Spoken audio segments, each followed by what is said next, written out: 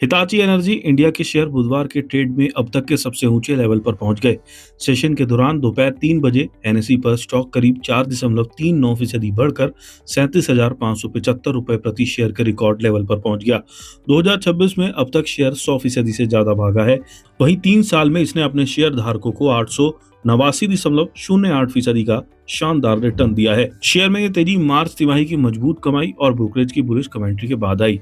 Global brokerage Jefferies ने Hitachi energy India पर अपनी बाय रेटिंग बनाए रखी है और इसका टारगेट प्राइस 25,000 रुपए से बढ़ाकर 43,145 रुपए कर दिया गया है, जिसका मतलब है कि पिछली क्लोजिंग प्राइस 35,995 रुपए से लगभग 19.9% की बढ़त होगी। जेफरीज ने कहा कि डिमांड ट्रेंड मजबूत बने हुए हैं और high voltage direct current project से मार्जिन और ग्रोथ को सपोर्ट मिलने की उम्मीद है।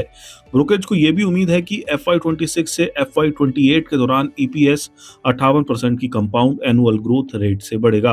कंपनी ने वडोदरा में एक बड़ी पावर ट्रांसफार्मर फैसिलिटी बनाने के लिए लगभग 2,000 करोड़ रुपए के एक्स्ट्रा एक्सेलरेटेड कैपिटल खर्च की घोषणा की है, जिससे कुल घोषित कैपेक्स लगभग 4,000 करोड़ रुपए हो जाएगा, जिससे ट्रांसफार्मर कैपेसिटी लगभग दोगुनी हो जाएगी। Q4 FY26 में कुल HVDC रेवेन्यू में एक्सपोर्ट का हिस्सा लगभग 25% था, जबकि एक्सपोर्ट ऑर्डर कुल ऑर्डर इनफ्लो का 36.8% थे। FY26 में HVDC ने कुल रेवेन्यू में लगभग 15% का योगदान दिया।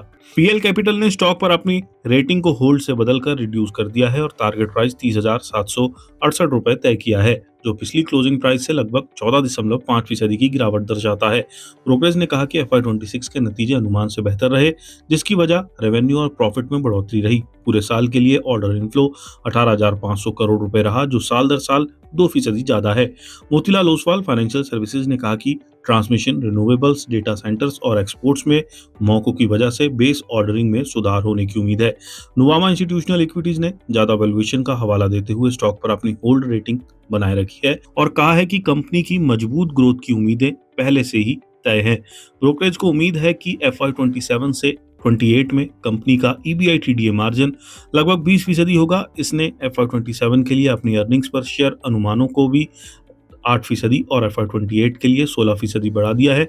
नुवामा ने अपना टारगेट प्राइस बढ़ाकर 34,200 कर दिया है, जो उसके पहले के अनुमान से लगभग 26% ज्यादा है।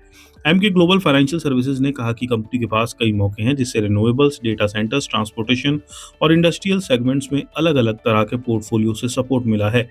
हालांकि उसने कहा कि मौजूदा वैल्यूएशन अभी भी ऊंचे हैं, जिससे आगे बढ़त की गुंजाइश कम है और स्टॉक को एड से रिड्यूस कर दिया है। कंपनी ने FY26 की मार्च तिमाही के दौरान ज्यादा रेवेन्यू की वजह से नेट प्रॉफिट में लगभग 80% की बढ़ोतरी के साथ 330.5 करोड़ रुपए का नेट प्रॉफिट पोस्ट किया।